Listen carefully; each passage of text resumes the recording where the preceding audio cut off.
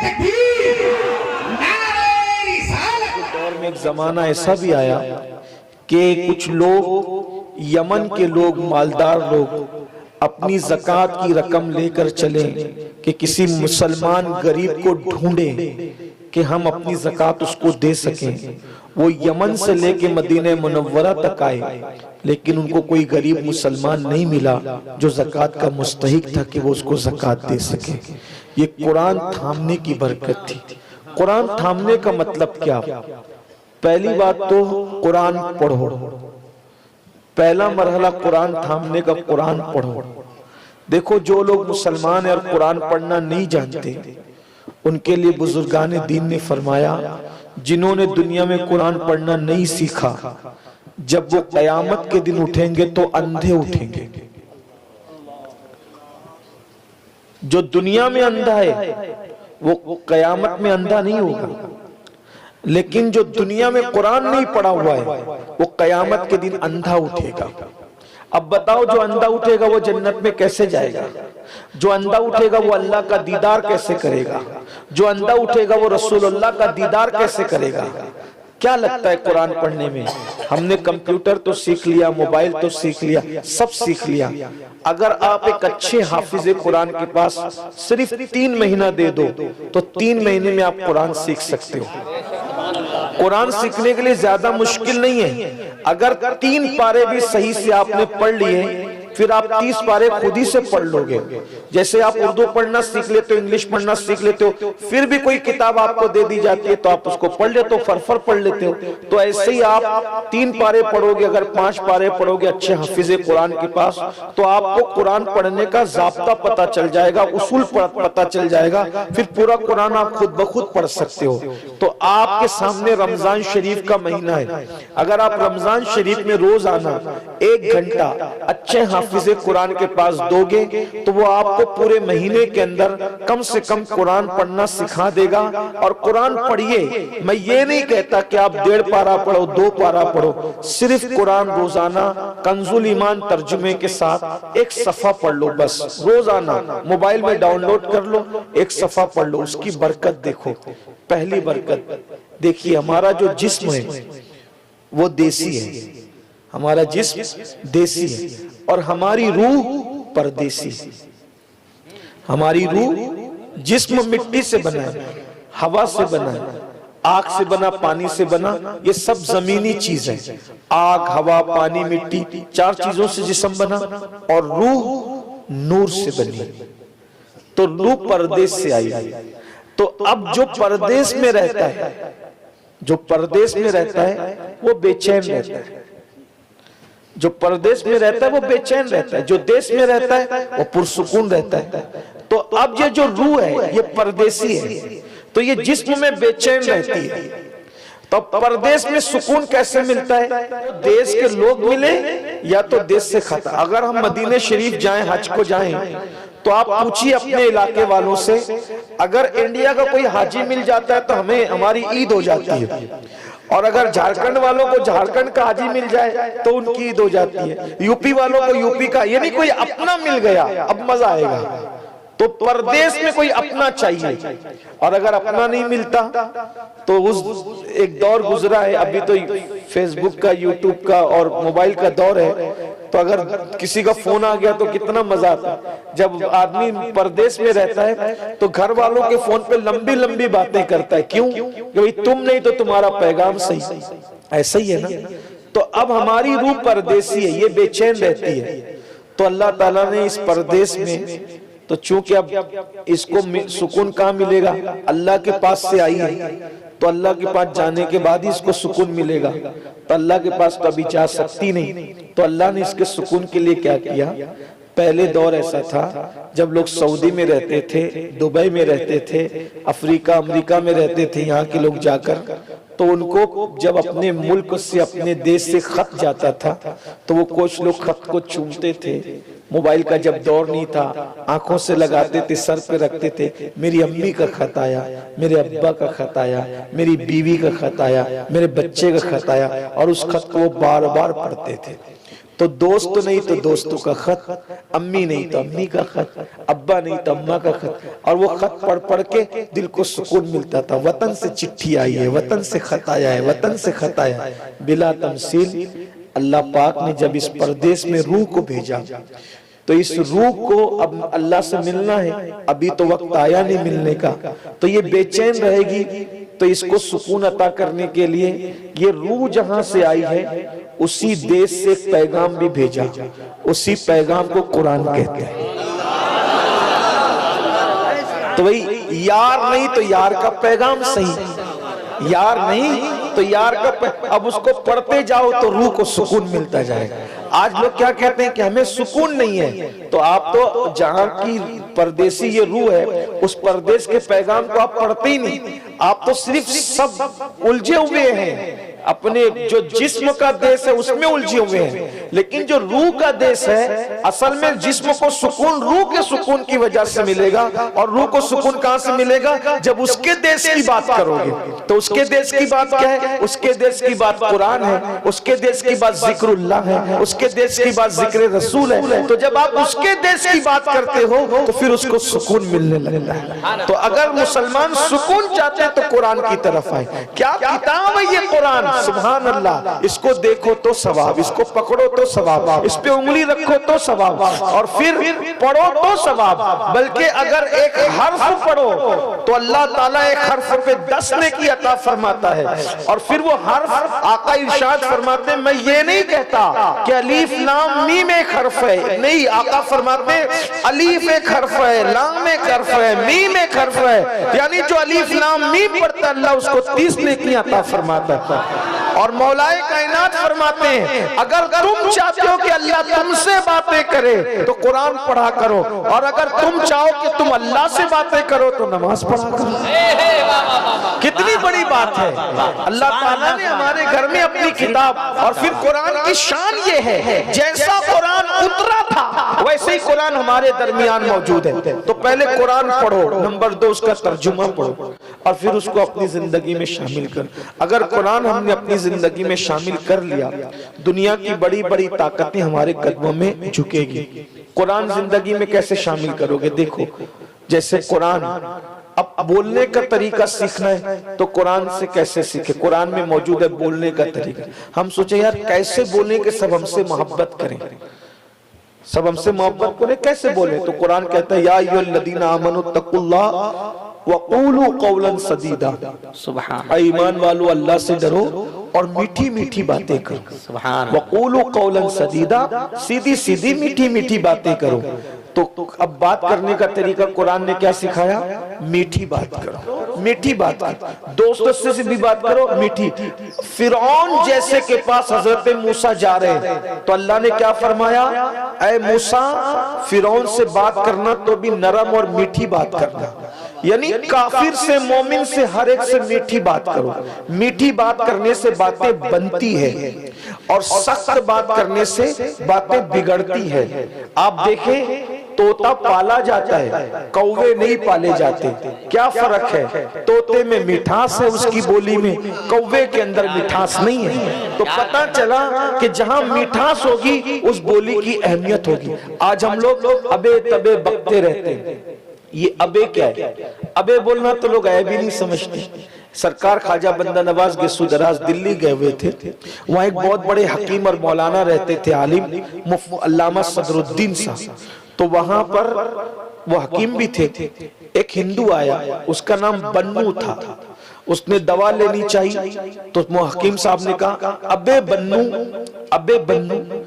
تو حضور بندہ نواز جب وہ بنو چلا گیا تو آپ نے فرمایا آپ عالم ہیں، حکیم ہیں، اور آپ ابے بولتے ہو؟ ابے بولنا مسلمان کو زیبا نہیں ہے. تو انہوں نے اب اپنی سبکی مٹانے کے لیے تو آدمی کوئی نہ کوئی دفاع کرتا ہے، کہا حضرت وہ ہندو تھا، وہ کافر تھا، اس لیے میں نے اس کو ابے بولا. تو حضرت نے کیا فرمایا؟ وہ کافر تھا نا، آپ تو مسلمان ہو حضرت. ہے زندہ باد. آپ کو ابے بولنے کا کیا؟ دیکھو یہ مذہب ہے. ہمارے مذہب میں ابے بولنے کی بھی اجازت نہیں ہے. تو جو مذہب ابے بولنے کی اجازت نہیں دیتا وہ مذہب بیوی کو ماں بہن کی گالی دینے کی اجازت کیسے دے سکتا؟ کیا کہنا ہے؟ ایک کافر کو جو ابے بولنے سے منع کرے. صوفیہ کا مسلک دیکھو، جنہوں نے قرآن کو واقعی زندگی میں شامل کیا تھا نا، ان کی فکر دیکھو. کیوں؟ وہ جانتے تھے ابے بولو، گالی دو، گانا گاؤ، کفر بکو، کچھ کرو، سب لکھا جا رہا ہے. اور یہ سب لکھا جا رہا ہے اور قیامت کے دن تمہارے ہاتھ میں دیا جائے گا. اور قرآن کہتا ہے اقرا کتابک، اللہ کے سامنے پھر وہ جو تم نے بکا ہے وہ سب پڑھ کے سنانا ہوگا. برداؤ پڑھ کے سنا. حضرت عمر ابن عبدالعزیز کے بغل میں پھوڑا ہوا. لوگوں نے پوچھا آپ کو کہاں پر پھوڑا ہو گیا؟ بولے ہاتھ کے نیچے. توجہ کرنا، ہاتھ کے نیچے. تو حضرت نے فرمایا ہاتھ کے نیچے. تو لوگوں نے کہا اتنی لمبی بات کیوں کرتے ہیں آپ؟ سیدھے سیدھے بول دو بغل میں ہوا. تو کیا فرماتے ہیں؟ مجھے یہ بولتے شرم آ رہی ہے.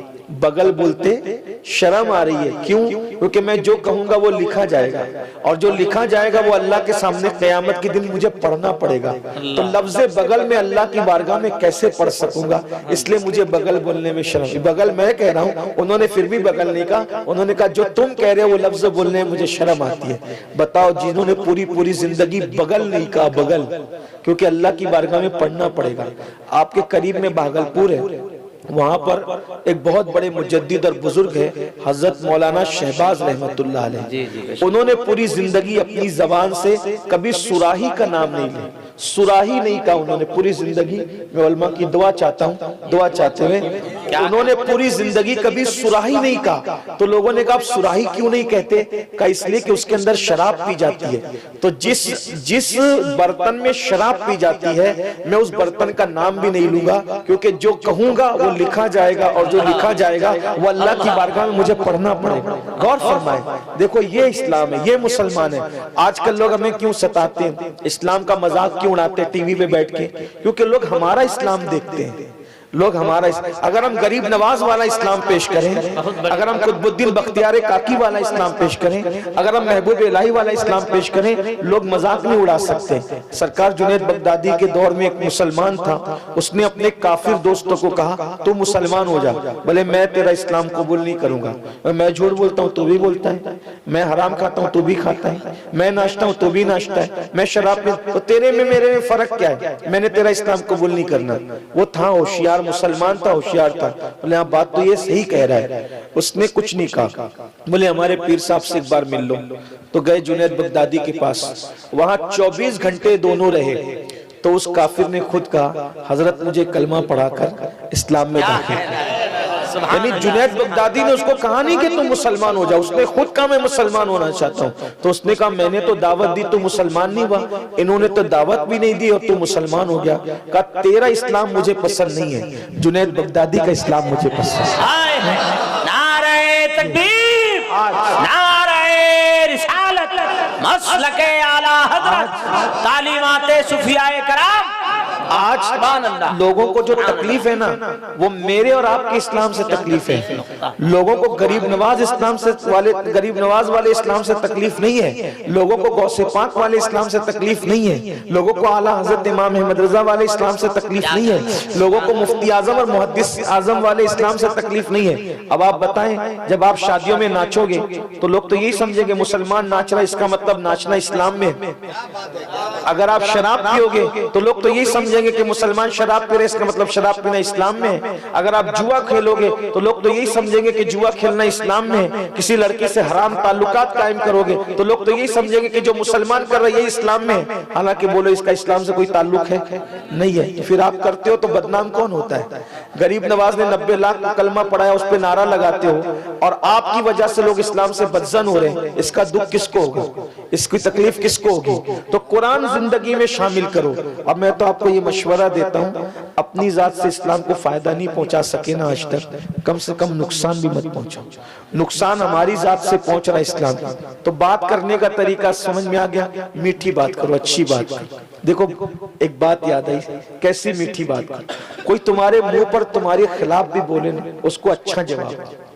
ایک اچھا واقعہ یاد ہے. میں تو سوچ رہا تھا کہ رات کے 3 بج گئے, سب لوگ چلے گئے ہوں گے, لیکن آپ کی محبتوں کو سلام کرتا ہوں. بارش ہے اور کوہرا ہے اور ٹھنڈی ہے, پھر بھی آپ لوگ ہیں تو چلیں میں بھی ہمت کرتا ہوں کچھ عرض کرنے کی, ورنہ میں نے سوچا تھا کہ 10 منٹ بات کر کے ہم ختم کر دیں گے. حالانکہ تو دیکھیے مکہ المکرمہ کی سرزمین ہے, بات اچھی کرنے سے کیا تبدیلی آتی ہے. کوئی ہو, کوئی کتنا بھی آگ اگلے کڑوی بات کرے, ہمیں اچھی بات کرے.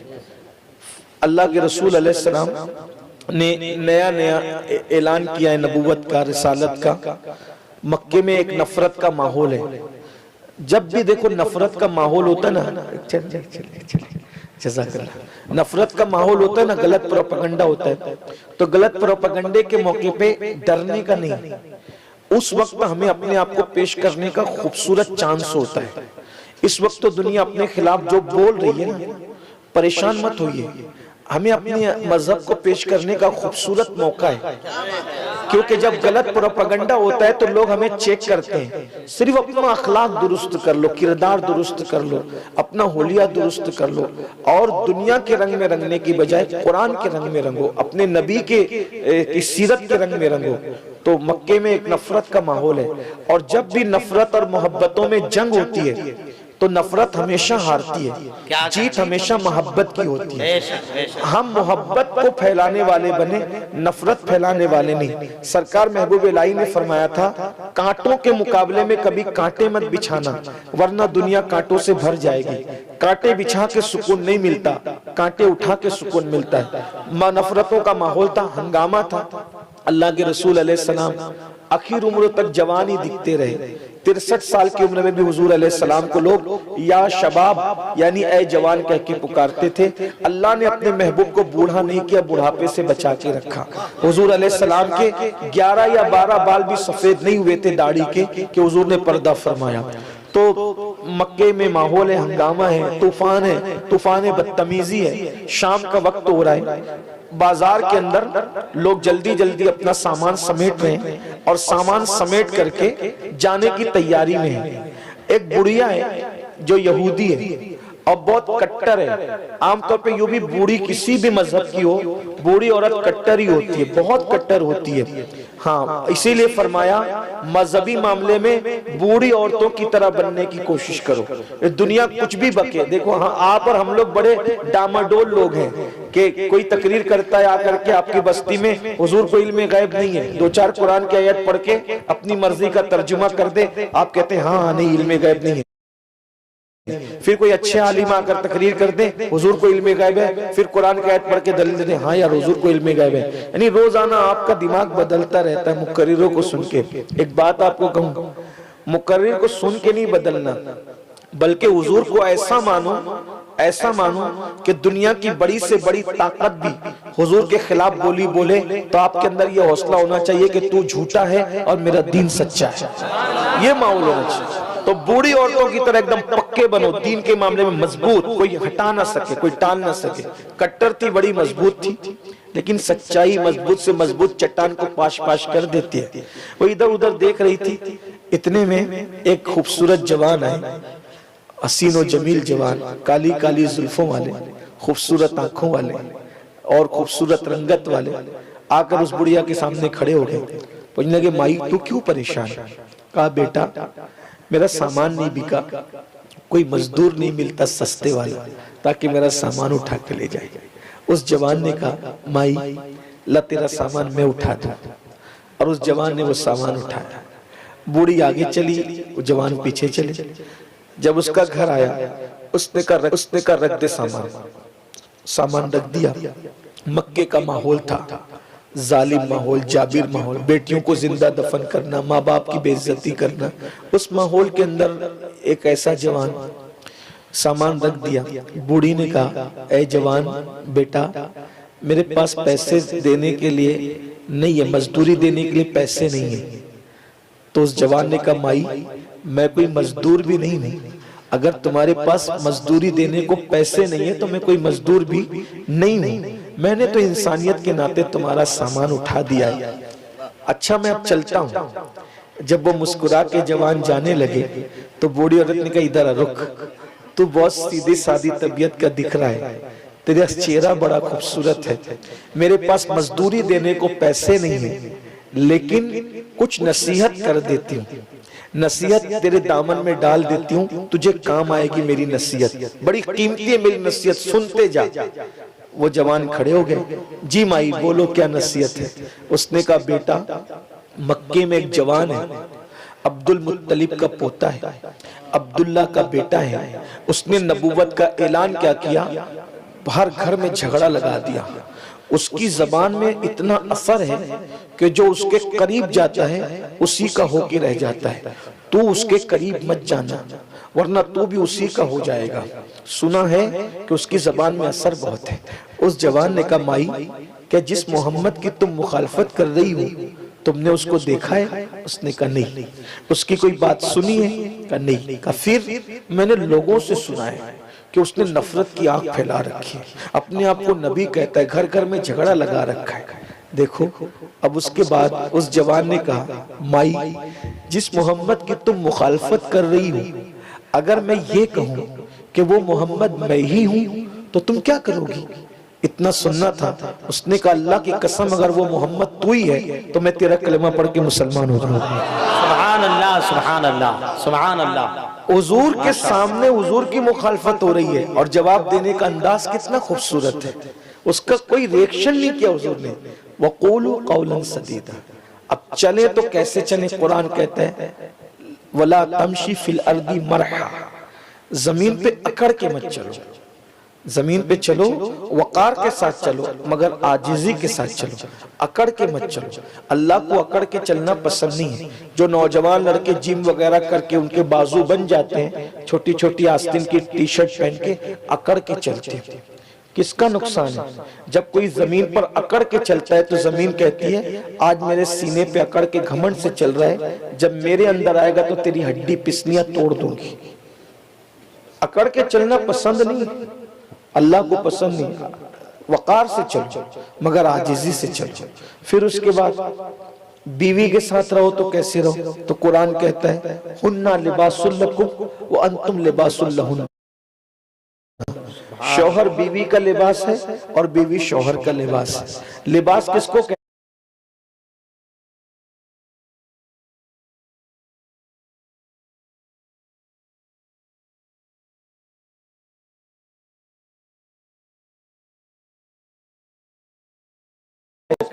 لباس عیب چھپا لیتا ہے، مطلب وہ بیوی سچی ہے جو شوہر کا عیب چھپا لے اور وہ شوہر سچا ہے جو بیوی کا عیب چھپا لے۔ پھر اس کے بعد لباس صرف عیب ہی نہیں چھپاتا بلکہ کیسا بھی انسان ہو اس کو خوبصورت بنا کے پیش کرتا ہے۔ دیکھو یہاں جتنے اچھے کپڑے پہن کے سب اچھے لگ رہے کہ نہیں لگ رہے؟ ہو سکتا ہے کسی کے جسم کے اندر سفید داغ بھی ہو سکتا ہے، فنسی بھی ہو سکتی ہے، کچھ بھی ہو سکتا ہے، اللہ نہ کرے، تو مگر کپڑا سب چھپا کر کے خوبصورت بنا کے۔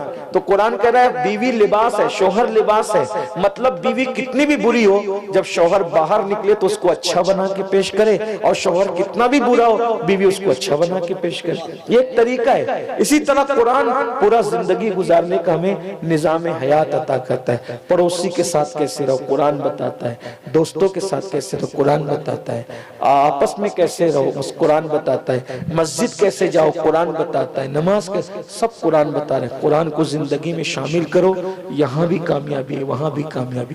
آخری بات، جب کوئی مرتا ہے تو ہمارے لیے کیا حکم ہے؟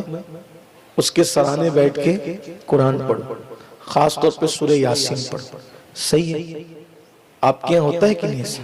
مرنے والے کے سرانے میں کیا پڑھتے ہیں؟ سورہ یاسین، قرآن ہی پڑھتے ہیں۔ قرآن شریف کا دل ہے سورہ یاسین، اور حدیث پاک ہے جب تم مرنے والے کے پاس بیٹھ کے قرآن پڑھتے ہو تو اللہ اس کی موت کی تکلیف کو آسان کر دیتا ہے۔ اس پہ ایک توجہ چاہتا ہوں، موت کی تکلیف کیا ہے؟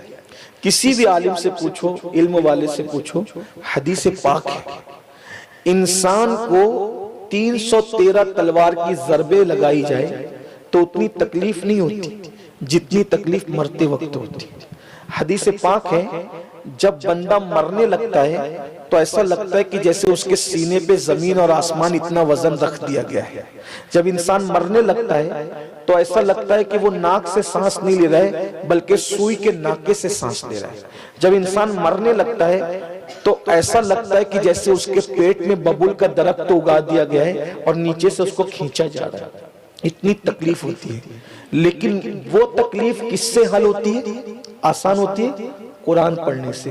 اب بتاؤ جتنی تکلیف موت کی ہے کیا اتنی تکلیف زندگی کی ہے؟ نہیں ہے۔ تو جب قرآن پڑھنے سے موت کی تکلیف آسان ہو سکتی ہے تو قرآن پڑھنے سے زندگی کی تکلیف آسان نہیں ہو سکتی۔ آپ کیا سمجھ رہے ہیں قرآن کو؟ آپ سورہ یاسین پڑھو عصر کے بعد، اچھا رشتہ بیٹی کو آئے گا۔ جو صبح سورہ یاسین پڑھ لے دن بھر فرشتے اس کی حفاظت کرتے ہیں، جو رات کو پڑھ لے رات بھر فرشتے اس کی حفاظت کرتے ہیں، اور اگر اسی 24 گھنٹے میں اس کا انتقال ہو جائے تو اللہ اس کو شہادت کی موت عطا فرماتا ہے۔ جو سورہ واقعہ پڑھے گا اس کے گھر میں کبھی فاقہ نہیں ہوگا۔ جو سورہ مزمل پڑھے 3 مرتبہ روزانہ، صرف جو سوچ لے اللہ تبارک و تعالیٰ ادھر وہ سوچے گا ادھر اس کی مراد پوری ہو جائے گا۔ میں یقین جانیے آپ سورہ مزمل پڑھنے کی اتنی برکتیں ہیں میں بیان نہیں کر سکتا۔ 3 بار پڑھو۔ ہمارے یہاں سلسلے عالیہ قادریہ برکاتیہ رضویہ میں یہ طریقہ ہے سورہ مزمل پڑھنے کا کہ پہلے 10 مرتبہ درود شریف پڑھیں، 1 مرتبہ آیت الکرسی پڑھیں، 3 مرتبہ استغفار پڑھیں اور 3 بار سورہ مزمل پڑھیں۔ 2 منٹ میں سورہ مزمل 2 سے 3 منٹ میں پوری پڑھ لی جاتی ہے۔ تو اگر آپ 3 بار پڑھتے ہو تو 9 منٹ کے اندر بہت آرام سے، میں بہت کم پڑھا لکھا آدمی ہوں، مجھے پڑھنے میں 3 منٹ لگتا ہے سورہ مزمل۔ کوئی حافظ جی پڑھیں گے تو اور جلدی سے پڑھ لیں گے۔ 3 بار پڑھنے کی عادت ڈالیے، 40 دن نہ گزریں گے آپ صرف سوچو گے نا، صرف سوچو گے تو آپ کی فوراً مراد پوری ہو جائے گی۔ یہ میرا خود کا تجربہ ہے۔ جب سے سورہ مزمل شریف کی تلاوت شروع کی ہے، حالانکہ یہ کہنے کی بات نہیں، یہ پھر کہہ رہا ہوں استغفر اللہ، کہنے کی بات نہیں، لیکن آپ کی ترغیب کے لیے کبھی دل میں خیال آتا ہے کہ یار چائے آنی چاہیے تھی، موسم ایسا تھا، کوئی نہ کوئی چائے پیش کر دے، ایسا ہوتا ہے۔ سبحان تو ایسا ہونا چاہیے تھا، وہ ہو جاتا ہے۔ آپ سے بھی کہتا ہوں اتنا بڑا نسخہ کیمیا گھر میں رکھا ہے، اس کا استعمال کرو، آسان ہے۔ سورہ مزمل آپ 8-10 دن دیکھ کے پڑھو گے بغیر دیکھے یاد ہو جائے گی۔ سب سے آسان کام قرآن یاد کرنے سے آسان کچھ نہیں ہے، کیونکہ قرآن میں اللہ فرماتا ہے وَلَقَدْ يَسَّرْنَا الْقُرْآنَ، کہ ہم نے قرآن کو آسان کر دیا۔ کس کے لیے؟ کس کے لیے آسان کیا؟ کس کے لیے؟ یاد کرنے والوں کے لیے۔ اللہ تعالیٰ ارشاد فرماتا ہے وَلَقَدْ يَسَّرْنَا الْقُرْآنَ، ہم نے قرآن آسان کر دیا یاد کرنے والوں کے لیے۔ تو سب سے جو کام اللہ آسان کر دے اس سے زیادہ آسان کام کون سا ہو سکتا ہے؟ تو قرآن یاد 8-10 دن دیکھ کے تلاوت کرو، آپ کو خود بخود سورہ مزمل یاد ہو جائے گی۔ ایک اور وظیفہ سلسلہ چشتیہ کے اندر غریب نواز نے ایک وظیفہ بتایا، یہ وظیفہ مولا علی سے چلا آ رہا ہے۔ اگر کوئی حاجت پوری نہ ہوتی ہو تو فجر کی سنت اور فرض کے درمیان 41 مرتبہ سورہ فاتحہ پڑھیں۔ اس طرح پڑھیں بسم اللہ الرحمن الرحیم الحمدللہ رب العالمین، پھر الرحمن الرحیم الرحمن الرحیم الرحمن الرحیم کی تکرار 3 بار کریں، پھر مالک یوم الدین ایاک نعبد و ایاک نستعین، اس طرح پھر پوری سورت پڑھیں وَلَضَّالِّینَ تک اور 3 بار آمین آمین کہیں۔ اس طرح 41 بار پڑھیں۔ انشاءاللہ 40 دن نہ گزریں گے آپ کی جو بھی حاجت ہے اللہ اس حاجت کو پورا فرما دے۔ اگر حکیم نے ڈاکٹر نے کسی بھی بیماری کو لا علاج قرار دیا ہو کہ اس کا کوئی علاج نہیں، اس طرح سورہ فاتحہ 41 بار مریض پہ پڑھ کے دم کریں آپ، اللہ تعالیٰ اس کو شفا دے گا۔ آپ کے گھر میں سب ہے، اگر آپ کو مالدار بننا ہے، حدیث پاک کا مفہوم ہے گھر میں داخل ہوتے وقت تو السلام علیکم کہیں، اگر کوئی نہیں گھر میں ہے تو السلام علیکہ ایھا النبی کہیں، اور اس کے بعد پھر درود شریف پڑھیں اور 3 بار قل اللہ شریف پڑھیں۔ انشاءاللہ چند دن کے اندر اتنی دولت آئے گی کہ آپ سمیٹو گے تو سمیٹی نہیں جائے گی۔ یہ टॉक टाइम पर आपने बहुत आजमाया होगा, इंटरनेट पे आजमाया होगा, हदीस को भी देखिए आप अमल करके, आपने अपने पास सब है, ये सब वो चीजें हैं हमारे बुजुर्ग सब बता गए, लेकिन हम इस पे अमल, डॉक्टर कहेगा तो अमल करेंगे, इंजीनियर कहेगा, सियासी लीडर कहेगा तो अमल करेंगे, लेकिन अल्लाह रसूल कहते तो अमल नहीं कर रहे, इसीलिए परेशान हो। घर में सब मौजूद है। देखो अगर किसी की जेब में दवा मौजूद है और वो बीमार है, जेब में दवा लेके फिरने से अच्छा होगा? बोलिए अच्छा होगा? नहीं होगा। कब अच्छा होगा? जब वो दवा खाएगा। तो कुरान भी हर बीमारी का इलाज है, हर तकलीफ का इलाज है, हर मुसीबत का इलाज है, मगर वो ताक में रखा है। ताक में रखने की बजाय उसको सीने में बसाइए, इंशाअल्लाह ताला यहाँ भी कामयाबी वहाँ भी कामयाबी। अल्लाह ताला हम सबको अमल की तौफीक अता फरमाए। गुफ्तगू के दरमियान अगर कोई गलती हो तो अल्लाह ताला मुआफ फरमाए। अस्तगफिरुल्लाह रब्बी मिन कुल्लि ज़ंबिन। अस्सलाम। दस्तार बंदी, आप वो मंजर देख लें, कितनी देर तक बैठे, अब 5 मिनट और दे दें तो दस्तार बंदी होगी। अल्लाह ताला दारुल उलूम को दिन 11वीं रात 12वीं तरक्की अता फरमाए। बाबू रुक जाओ, थोड़ी सी जगह आप लोग उलमाए कराम माजरत के साथ दे दें। बाबू रुक जाओ, दस्तार बंदी होने दो, दस्तार बंदी होने दो। वो 8 खुश नसीब तलबाए कराम जिन्होंने कुरान को अपने सीने में महफूज किया, मैं नाम लेने जा रहा हूँ, जिनका नाम लूंगा वो आए। हाफिज गुलाम हुसैन सल्लल्लाहु। भाई रुक जाइए, सही साहब को तकलीफ हो रही, रुक जाइए हजरत, रुकिए। हाफिज गुलाम हुसैन सल्लल्लाहु इब्ने मौलाना अब्दुल गफूर कादरी साहब केंदुआ। सरकार फारूक आजम के